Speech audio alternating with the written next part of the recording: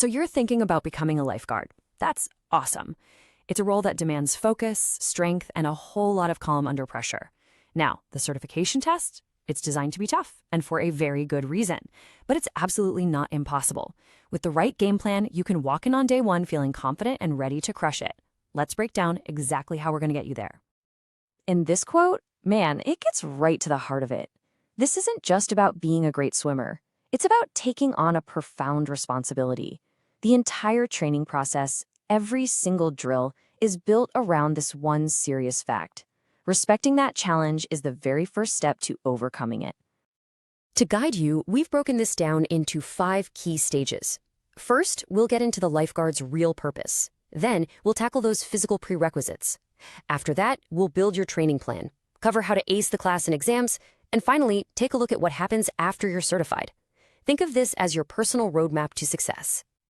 All right, so let's dive into Section 1, understanding the true purpose of a lifeguard. Because before we even talk about swimming laps or rescue techniques, we have to get the mindset right. Knowing why the training is so demanding is the secret to preparing for it effectively. Now, what really jumps out on this slide is that one word, silent. I think a lot of us imagine drowning victims splashing around and yelling for help, like in the movies. But the reality? It's often the exact opposite. Lifeguards are trained to spot the subtle, quiet signs of distress that almost everyone else would miss. That right there, that's your core mission. This is exactly why the training is so intense.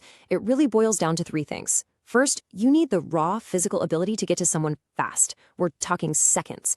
Second, you're building muscle memory, so when an emergency hits, your body just reacts correctly without you even having to think.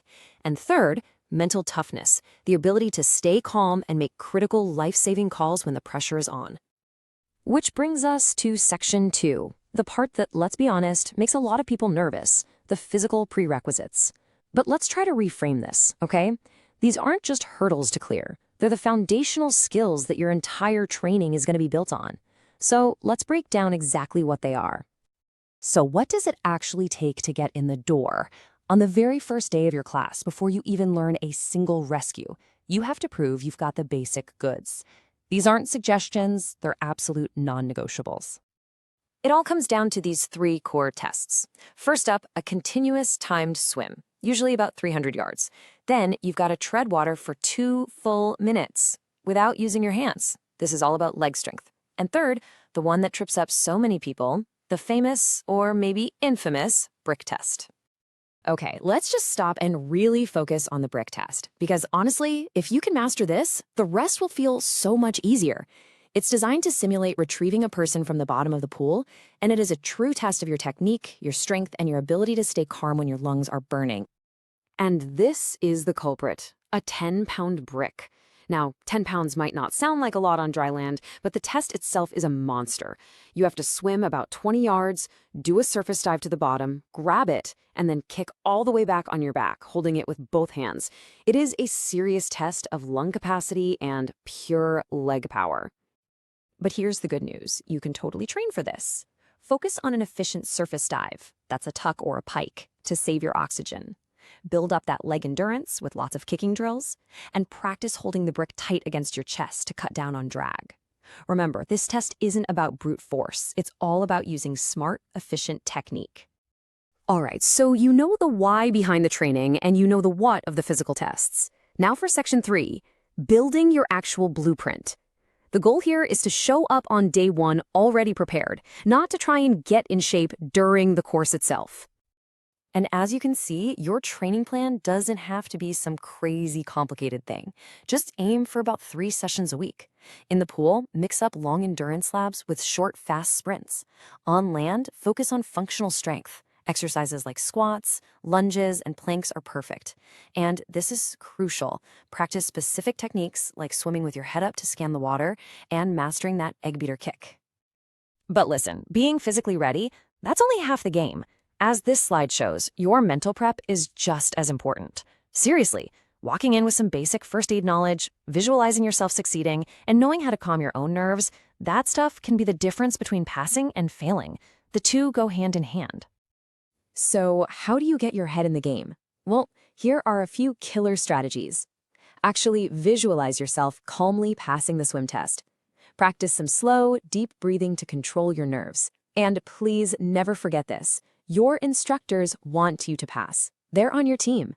Just focus on your own lane, both literally and figuratively. Now for section 4, where all this prep work comes together. Acing the class and the exams. You've done the training, now it's game time. Being prepared means having the right gear. It sounds so basic, right? But being comfortable and organized makes a huge difference. A good, secure swimsuit, a couple of towels, snacks, and especially some dry clothes for the classroom sessions will keep you focused on learning, not on shivering in a wet bathing suit. Okay, lean in for this one, because this is a huge tip. Do not sleep on the written exam. So many people pour all their energy into the swimming and the rescues that they completely forget there's a big academic part to this. You have to pass both to get certified.